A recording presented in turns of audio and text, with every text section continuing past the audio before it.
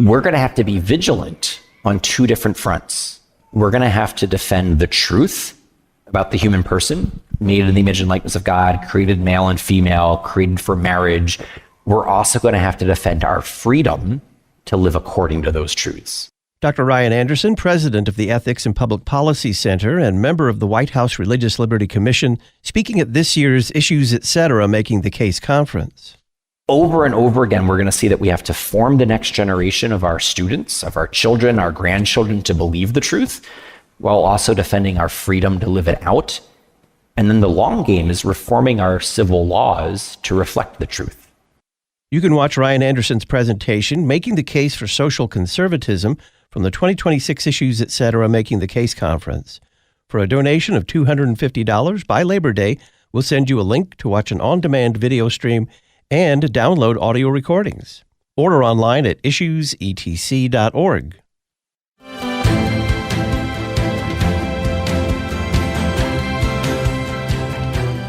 The more you go to church, the more you sit in a pew, the more likely you are to vote for culturally conservative candidates.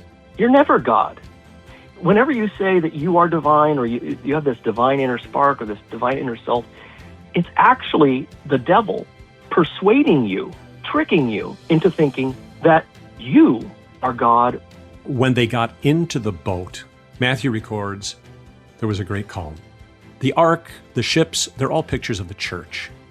And I like to tell my members that I always feel the safest from the assaults of devil, world, and flesh when I'm in the divine service. In most secular worldviews, suffering is an ultimate evil, and it's to be avoided at all costs. It's a senseless interruption to a life of flourishing.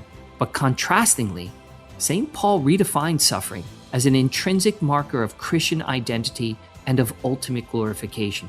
Grandmothers love listening to Issues Etc. while changing sheets on the beds for the grandkids' visit to the farm.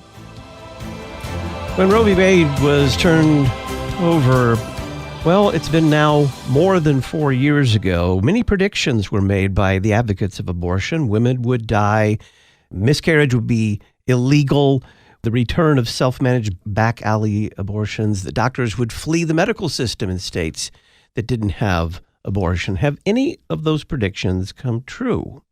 Greetings and welcome to Issues Etc. live on this Friday afternoon, August the 28th. I'm Todd Wilkin. Thanks for tuning us in. Dr. Michael New will join us to talk about a pro-abortion op-ed that admits that post-Roe predictions were wrong. We'll discuss the martyrdom of John the Baptist, remembered by the church on the 29th of August, with Dr. Jeff Gibbs. We'll discuss hymnals, hymns, and hymn singing with Dr. John Viker. Then it's This Week in Pop Christianity. We'll hear Vlad Savchuk teaching about what he calls the octopus spirit. Pastor Chris Rosebrough will be our guest.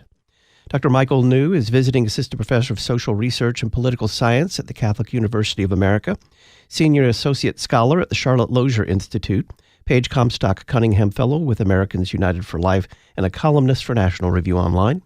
Dr. New, welcome back. Thanks for having me. Much appreciated. What were the advocates of abortion predicting would happen after the overturn of Roe v. Wade? People who support legal abortion predicted that after Roe was overturned, it would be a public health disaster. They claimed that maternal mortality rates would go up. They claimed that infant mortality rates would go up. They also claimed that a lot of OBGYNs would leave pro-life states and go to states where abortion laws are more permissive, and it would just be a public health disaster for women. Who is Dr. David Hackney of Case Western Reserve University? Dr. David Hackney is a professor of reproductive biology at Case Western Reserve University. He's a very outspoken and very prominent supporter of legal abortion. He came to the Ohio State Legislature to testify against the Heartbeat Act, which would protect the preborn children after 6 weeks gestation. He supported Issue 1 that put legal abortion in Ohio State Constitution.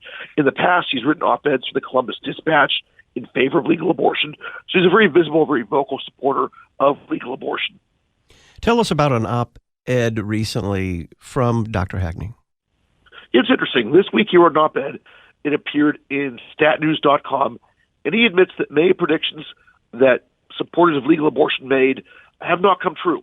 For instance, he candidly admits that there's been no discernible increase or measurable increase in the maternal mortality rate after Dobbs. He's also argued quite clearly that there's been no exodus of OBGYNs from pro-life states. So he admits that a lot of the predictions that his team made after Dobbs turned out to be incorrect. How do you respond to Hackney's claim that pro-life laws have increased infant mortality? The one prediction he claims is true. He argues that pro-life laws have increased infant mortality. And I think it's important to look at this in a very nuanced way. Those studies that have found an increase in infant mortality have found an increase in congenital deaths. In short, an increase in children being born with birth defects. So it's important to hear what's happening, or know what's happening here. The pro-life law isn't causing birth defects. It's protecting these children. It's protecting these children from being aborted. So it's a tragic situation, but the pro-life law is at least allowing these children to at least die a natural death and not have their life cut short by a violent and often brutal abortion. You say that the public health trends post-Roe really are unsurprising. What do you mean by that? Well, those of us who kind of look at this issue kind of realize that pro-life laws and public health go hand in hand, and there's a lot of examples of this. Poland has probably the strongest pro-life laws of any large population European country. Poland also has one of the lowest, if not the lowest, maternal mortality rate in all of Europe. Ireland, for a long time, has strong pro-life laws. And while those pro-life laws were in place, their maternal health statistics were much better than peer countries like England and Scotland and Wales. Chile put some protective pro-life laws in place in 1989, and then maternal mortality rate fell. So look at countries like Poland, Ireland, Chile that have had strong pro-life laws in place. They've also had good public health outcomes. What do you make of Hackney's suggestion that abortion advocates make their arguments rooted in autonomy and human freedom? I think that's kind of very poor advice. I think that abortion advocates like to talk about public health. They can actually get articles published in public health journals that are edited by supporters of legal abortion. The findings of these articles are uncorrectly reported by the mainstream media, and pro-lifers just don't get much of a chance to respond, either in the academic journal or in the subsequent media commentary. I think when the argument turns to philosophy and theology, pro-lifers are very strong. We have very good apologetics. We can make very strong philosophical, theological cases that the preborn are precious and deserve legal protection. So if they want to make arguments about autonomy and human freedom, I say let them have at it. I think pro-lifers will prevail. Why do you find Hackney's editorial then somewhat encouraging? I'm just encouraged by the fact that he admits that his team was wrong, that there is no increase in maternal mortality after Dobbs, that OBGYNs have not left pro-life states. Usually people don't admit they're wrong in politics and policy. He's only admit, at least on some issues, that his team was wrong, and that is encouraging. Dr. Michael New is visiting assistant professor of social research and political science at the Catholic University of America. He's senior associate scholar at the Charlotte Lozier Institute, Paige Comstock Cunningham Fellow with Americans United for Life, and a columnist for National Review Online. You can read his columns on the podcast page for this episode at issuesetc.org. Dr. New, thanks. Thanks for having me. Much appreciated. We will discuss the martyrdom of John the Baptist. The church remembers on the 29th of August, Dr. Jeff Gibbs, next.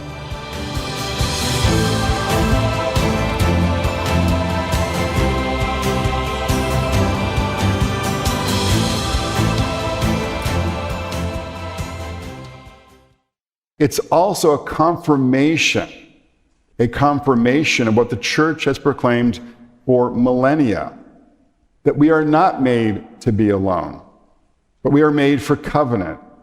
Sociologist Dr. Brad Wilcox speaking at this year's Issues Etc. Making the Case conference. So give today's young men and women the truth that they deserve. Pursue marriage, pursue it with intention, and pursue it in your 20s, when the window is widest and the possibilities most open. The road ahead, of course, is not easy, but it leads somewhere worth going, and you, 20-somethings here, were made for this journey. You can watch and listen to Dr. Brad Wilcox making the case for 20-something marriage from the 2026 Making the Case conference. For a $250 gift by Labor Day, we'll send you a link to video and audio recordings of the entire conference. Learn more at issuesetc.org. your comprehensive source for information, teaching, and truth. You're listening to Issues Etc. The Lutheran Church Missouri Synod's Life Ministry cares for pregnant women sharing the love of Christ. Listen to Pastor Ed DeWitt with Redeeming Life Outreach Ministries. One of the first residents we had said to me, "Pastor, why do you do this?" And I said, "Just stick with me through this class, and when we're done, you'll understand completely." Many of the women, as they go through the instruction, when we get to that part about baptism, they're like, "Pastor, I want that for my baby. I want my baby to be adopted into God's family." God's Mission Here, lcms.org/national mission. Your church service, sanctuary, and congregation are all unique, so why settle for low-quality recordings when your organist is unavailable? The Substitute Organist service from Church Music Solutions is genuine organ leadership using your instrument with your specific selections when you need it. Log on to churchmusicsolutions.com and request a free demo kit to allow you and your members to use the Substitute Organist service without obligation and without a sales pitch. Keep singing with Church Music Solutions.